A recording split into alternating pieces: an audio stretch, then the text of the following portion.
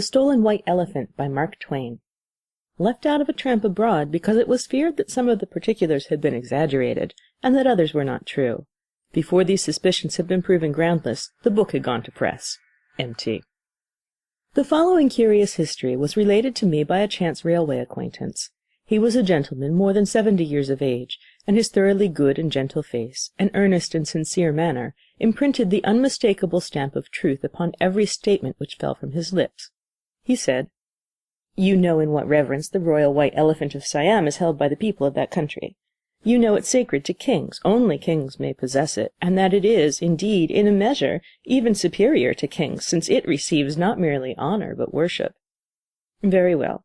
5 years ago, when the troubles concerning the frontier line arose between Great Britain and Siam, it was presently manifest that Siam had been in the wrong. Therefore every reparation was quickly made, and the British representative stated that he was satisfied, and the past should be forgotten.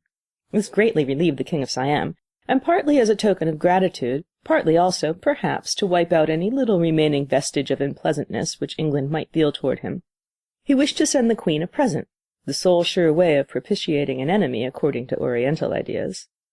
This present ought not only to be a royal one, but transcendentally royal. Wherefore, what offering could be so meet as that of a white elephant? My position in the Indian civil service was deemed peculiarly worthy of the honor of conveying the present to Her Majesty. A ship was fitted out for me and my servants, and the officers and attendants of the elephant, and in due time I arrived in New York harbor, and placed my royal charge in admirable quarters in Jersey City.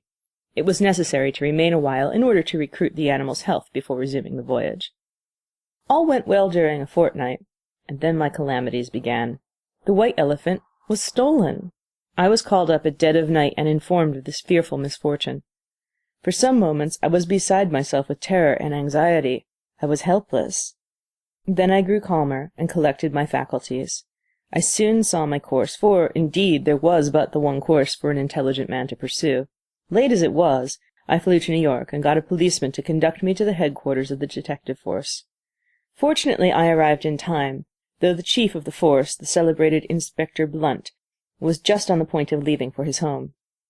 He was a man of middle size and compact frame, and when he was thinking deeply, he had a way of knitting his brows and tapping his forehead reflectively with his finger, which impressed you at once with the conviction that you stood in the presence of a person of no common order. The very sight of him gave me confidence and made me hopeful. I stated my errand. It did not flurry him in the least. It had no more visible effect upon his iron self-possession than if I had told him somebody had stolen my dog. He motioned me to a seat and said calmly, "Allow me to think a moment, please." So saying, he sat down at his office table and leaned his head upon his hand. Several clerks were at work at the other end of the room. The scratching of their pens was all the sound I heard during the next 6 or 7 minutes. Meantime the inspector sat there, buried in thought. Finally he raised his head, and there was that in the firm lines of his face which showed me that his brain had done its work, and his plan was made. Said he, and his voice was low and impressive, "This is no ordinary case. Every step must be warily taken, each step must be made sure before the next is ventured, and secrecy must be observed, secrecy profound and absolute.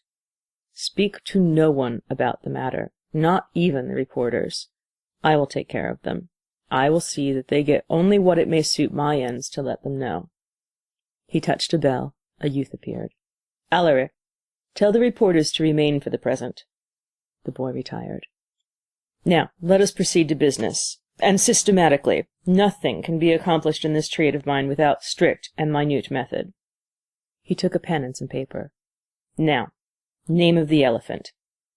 "Hassan ben Ali ben Selim Abdallah Mohammed Moist Ahmal Jemset Jejiboy Julet Sultan Ebu Budpur."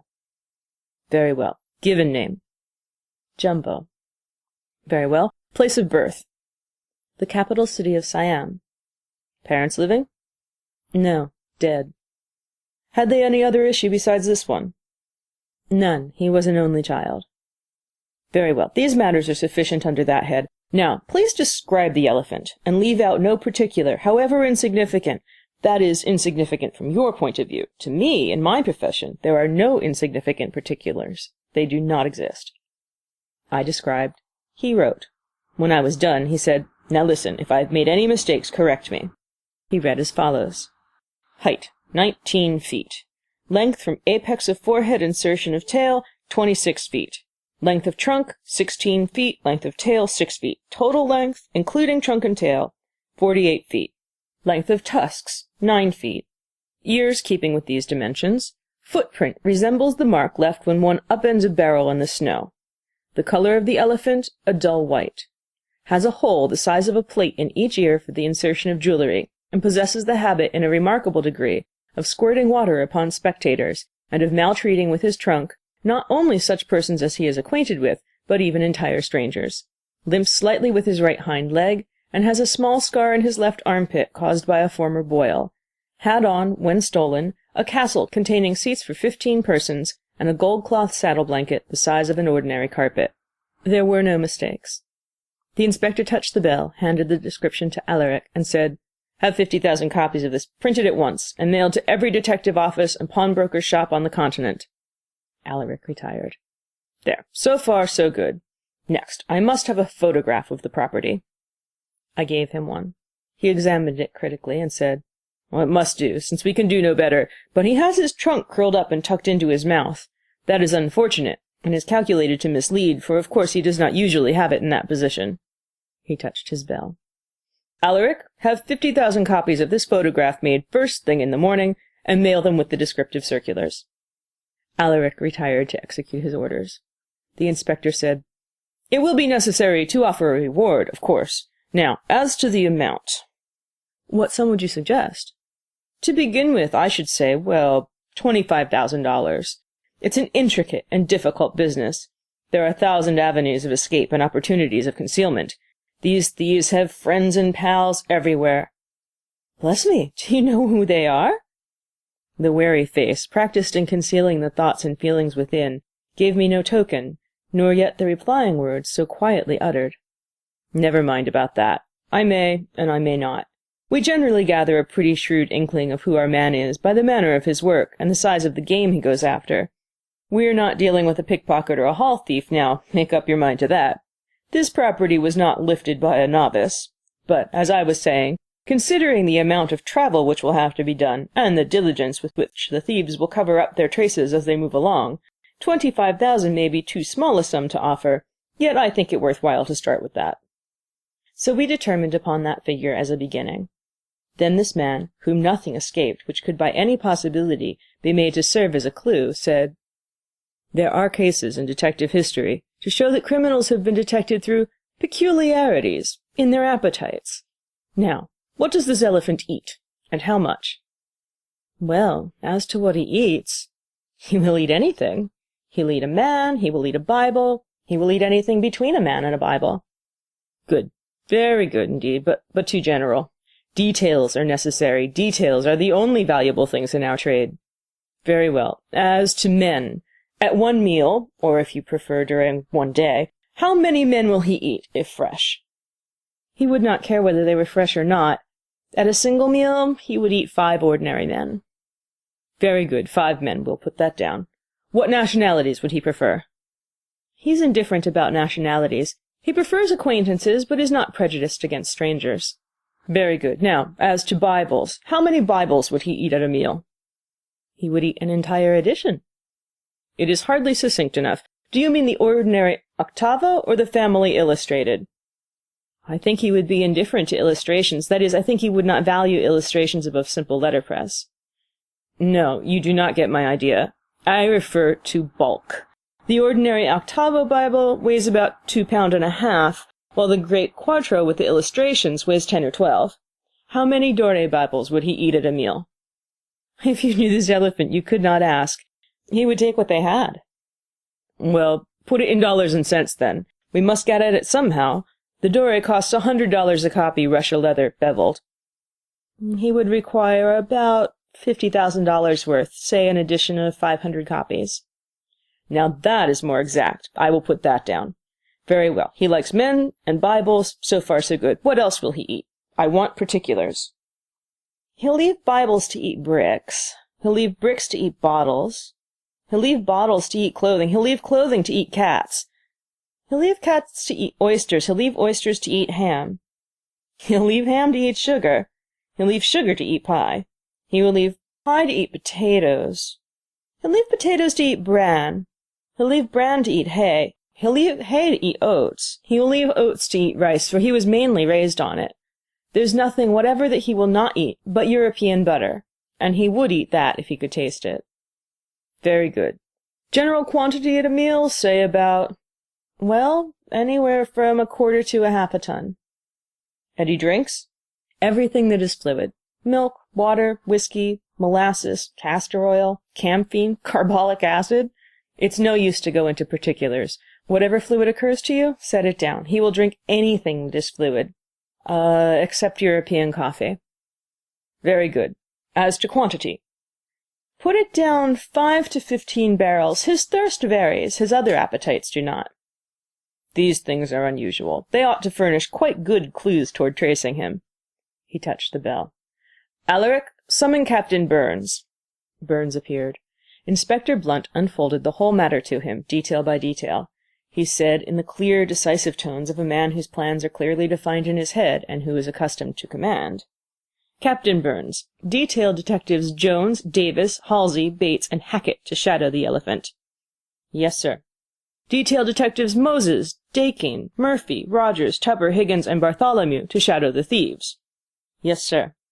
Place a strong guard, a guard of 30 men with a relief of 30, over the place from whence the elephant was stolen, to keep strict watch there day and night, and allow none to approach except reporters, without written authority from me. Yes, sir. Place detectives in plain clothes in the railways, steamship, and ferry depots, and upon all roadways leading out of Jersey City, with orders to search all suspicious persons. Yes, sir. Furnish all these men with photograph and accompanying description of the elephant, and instruct them to search all trains and outgoing ferry boats and other vessels. Yes, sir. If the elephant should be found, let him be seized, and the information forwarded to me by telegraph. Yes, sir. Let me be informed at once if any clues should be found, footprints of the animal, or anything of that kind. Yes, sir. Get an order commanding the harbor police to patrol the frontages vigilantly. Yes, sir.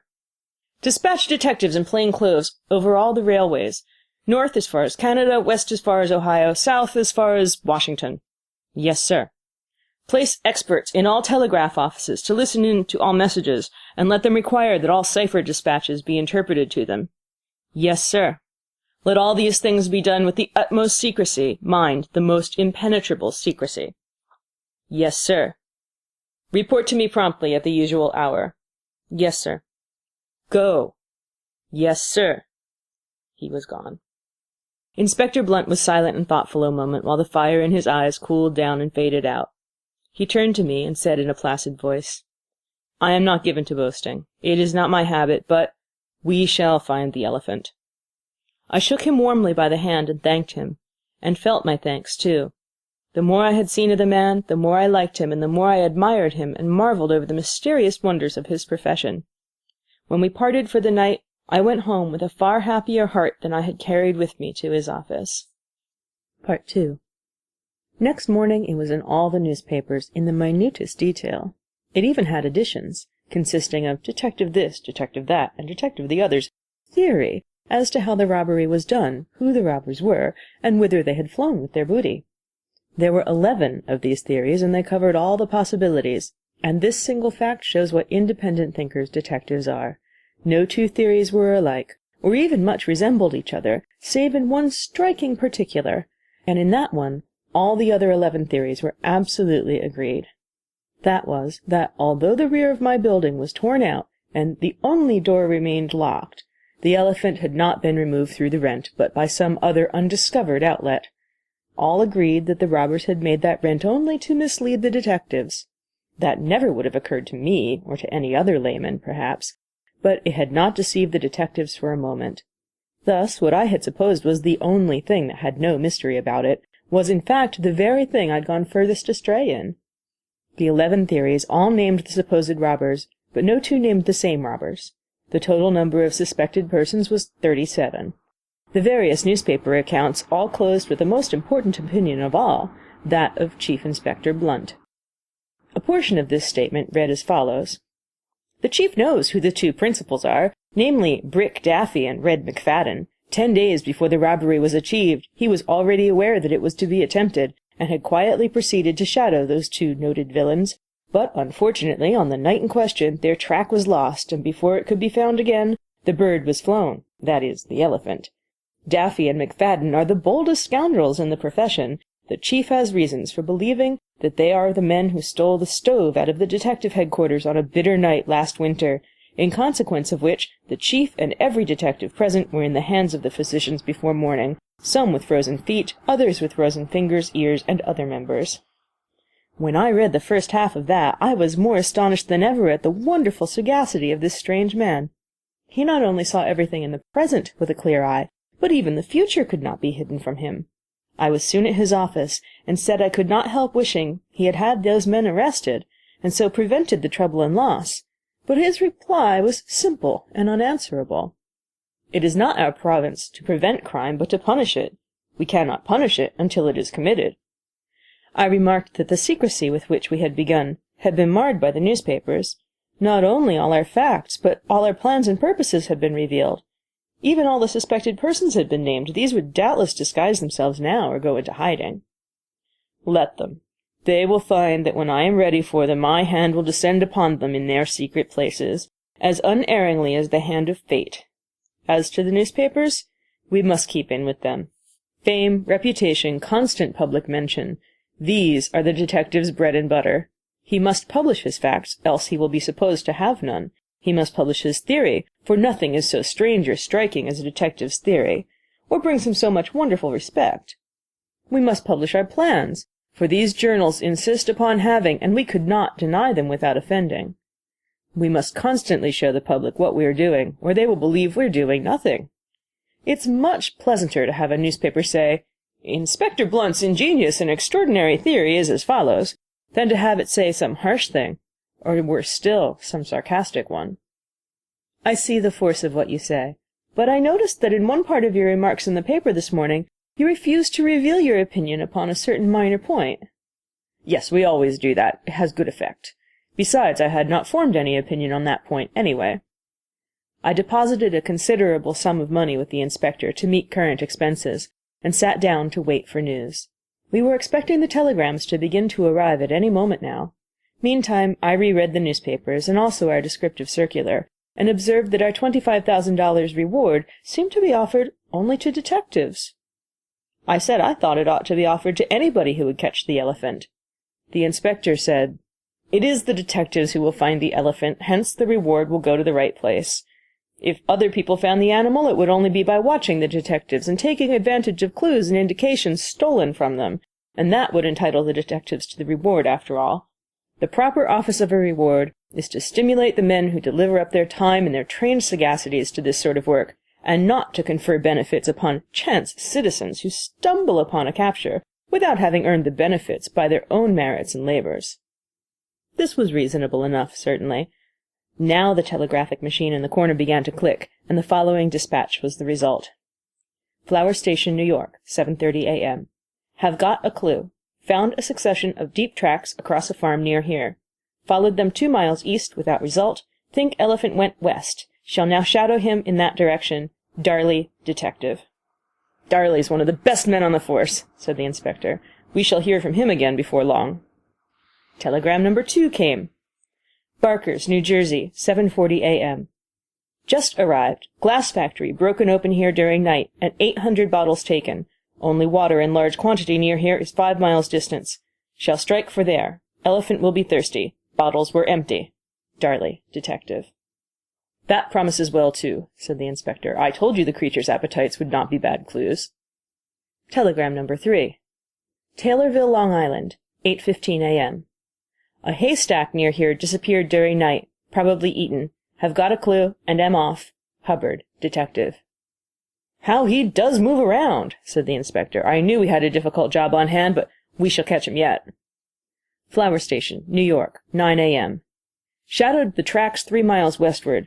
Large, deep, and ragged. Have just met a farmer who says they are not elephant tracks. Says they are holes where he dug up saplings for shade trees when ground was frozen last winter. Give me orders how to proceed. Darley, detective. "Ah, a confederate of the thieves. The thing grows warm," said the inspector. He dictated the following telegram to Darley. Arrest the man and force him to name his pals. Continue to follow the tracks to the Pacific if necessary. Chief Blunt. Next telegram. Coney Point, Pennsylvania, 8:45 a.m. Gas office broken open during night and 3-month unpaid gas bills taken. Have got a clue and am away. Murphy, detective. Heavens, said the inspector. Would he eat gas bills? Through ignorance, yes, but they cannot support life, at least unassisted. Now came this exciting telegram. Ironville, New York, 9:30 a.m. Just arrived. This village in consternation. Elephant passed through here at 5 this morning. Some say he went east, some say west, some north, some south, but all say they did not wait to notice particularly. He killed a horse. Have secured a piece of it for a clue. Killed it with his trunk. From style of blow, I think he struck it left-handed. From position in which horse lies, think elephant traveled northward along line Berkeley Railway. Has 4.5 hours start, but I move on his track at once. Hawes, detective. I uttered exclamations of joy. The inspector was as self-contained as a graven image. He calmly touched his bell. Alaric, send Captain Burns here. Burns appeared. How many men are ready for instant orders? 96, sir. Send them north at once. Let them concentrate along the line of the Berkeley Road north of Ironville. Yes, sir. Let them conduct their movements with the utmost secrecy. As fast as others are at liberty, hold them for orders.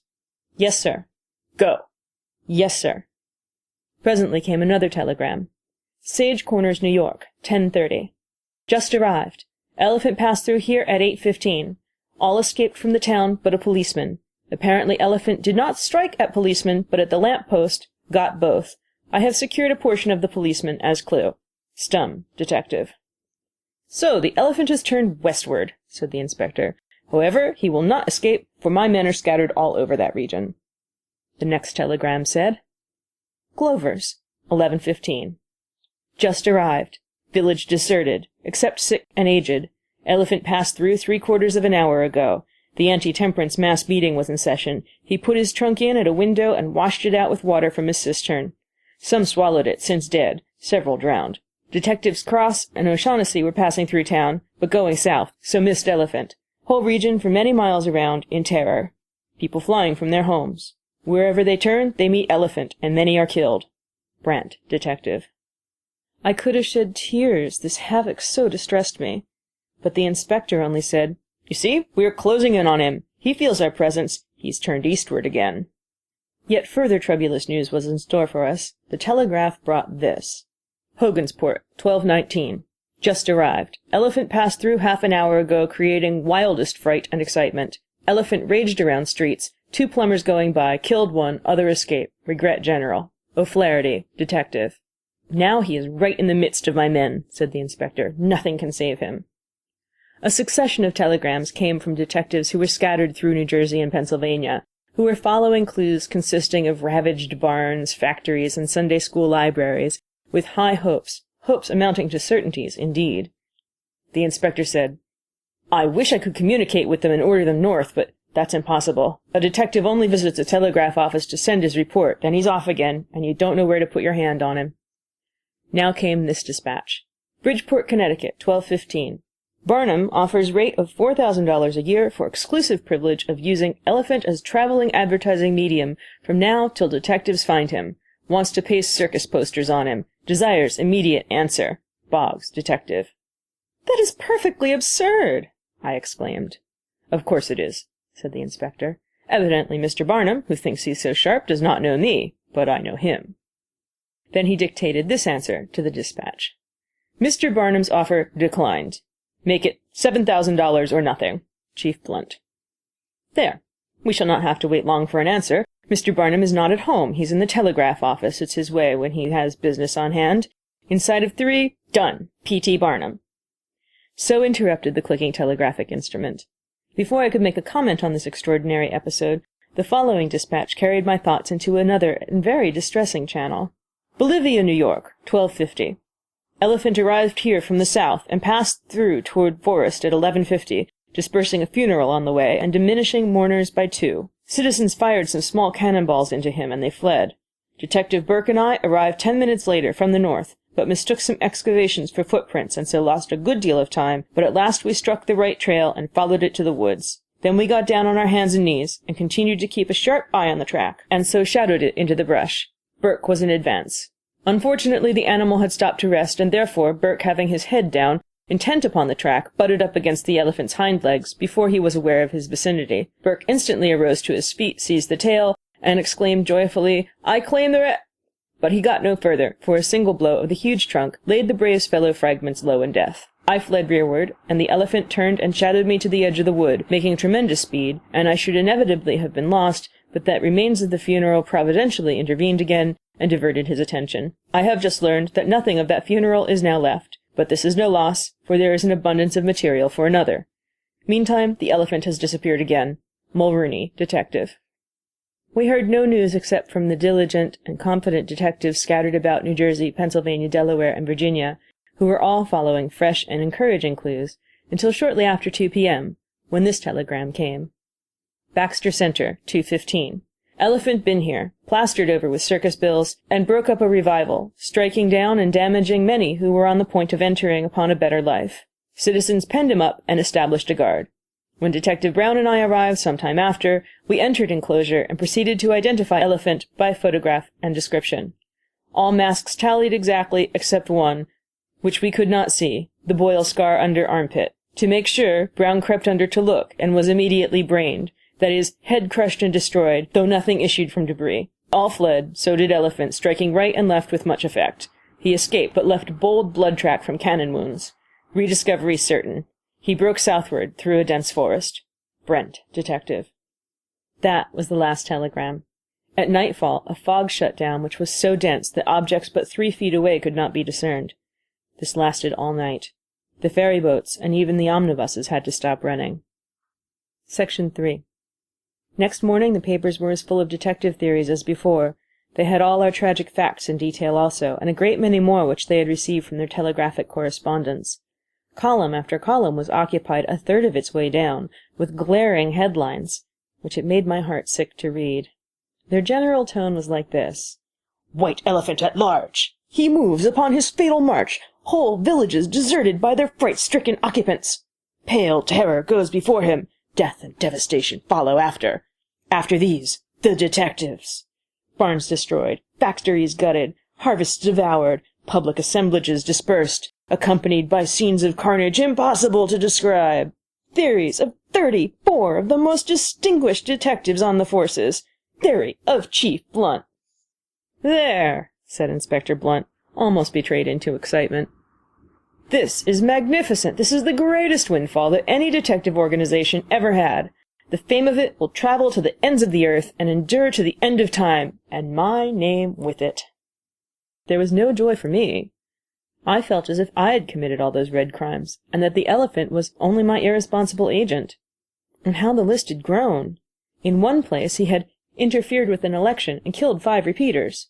He had followed this act with the destruction of 2 pool fellows named O'Donoghue and McLanigan, who had found a refuge in the home of the oppressed of all lands only the day before, and were in the act of exercising for the first time the noble right of American citizens at the polls, when stricken down by the relentless hand of the scourge of Siam. In another he had found a crazy sensation preacher preparing his next season's heroic attacks on the dance, the theater, and other things which can't strike back, and had stepped on him. And in still another place he had killed a lightning-rod agent. And so the list went on, growing redder and more heartbreaking. 60 persons had been killed and 240 wounded. All the accounts bore just testimony to the activity and devotion of the detectives, and all closed with the remark that 300,000 citizens and 4 detectives saw the dread creature, and 2 of the latter he destroyed. I dreaded to hear the telegraphic instrument begin to click again. By and by the messages began to pour in, but I was happily disappointed in their nature. It was soon apparent that all trace of the elephant was lost. The fog had enabled him to search out a good hiding-place unobserved. Telegrams from the most absurdly distant points reported that a dim, vast mass had been glimpsed there through the fog at such and such an hour, and was undoubtedly the elephant.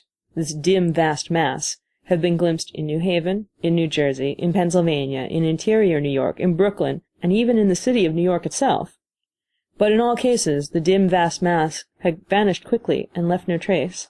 Every detective of the large force scattered over this huge extent of country sent in his hourly report, and each and every one of them had a clue, and was shadowing something, was hot upon the heels of it. But the day passed without other result. The next day the same. The next just the same. The newspaper reports began to grow monotonous with facts that amounted to nothing, clues which led to nothing, and theories which had nearly exhausted the elements which surprise and dazzle and delight. By advice of the inspector, I doubled the reward. 4 more dull days followed. Then came a bitter blow to the poor hard-working detectives. The journalists declined to print their theories, and coldly said, "Give us a rest." 2 weeks after the elephant's disappearance, I raised the reward to $75,000 by the inspector's advice. It was a great sum, but I felt that I would rather sacrifice my whole private fortune than lose my credit with my government. Now that the detectives were in adversity, the newspapers turned upon them, and began to fling the most stinging sarcasms at them. This gave the minstrels an idea, and they dressed themselves as detectives and hunted the elephant on the stage in the most extravagant way. The caricaturists made pictures of detectives scanning the country with spy-glasses, while the elephant, at their backs, stole apples out of their pockets. And they made all sorts of ridiculous pictures of the detective badge. You've seen that badge, printed in gold on the back of detective novels. No doubt it is a wide, staring eye with the legend, "We never sleep." When detectives called for a drink, the would-be facetious barkeeper resurrected an obsolete form of expression and said, "Will you have an eye-opener?" All the air was thick with sarcasms. But there was one man who moved, calm, untouched, unaffected through it all. It was that heart of oak, the chief inspector. His brave eye never drooped, his serene confidence never wavered. He always said, "Let them rail on. He laughs best who laughs last." My admiration for the man grew in a species of worship. I was at his side always. His office had become an unpleasant place to me, and now became daily more and more so. Yet, if he could endure it, I meant to do so also, at least as long as I could. So I came regularly, and stayed, the only outsider who seemed to be capable of it.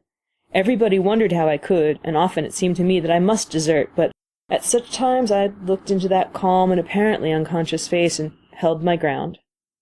About 3 weeks after the elephant's disappearance, I was about to say one morning that I should have to strike my colors and retire, when the great detective arrested the thought by proposing one more superb and masterly move. This was to compromise with the robbers. The fertility of this man's invention exceeded anything I've ever seen, and I have had a wide intercourse with the world's finest minds. He said he was confident that he could compromise for $100,000 and recover the elephant. I said I believed I could scrape the amount together, but what would become of the poor detectives who had worked so faithfully? He said, "In compromises they always get half." This removed my only objection, so the inspector wrote 2 notes in this form.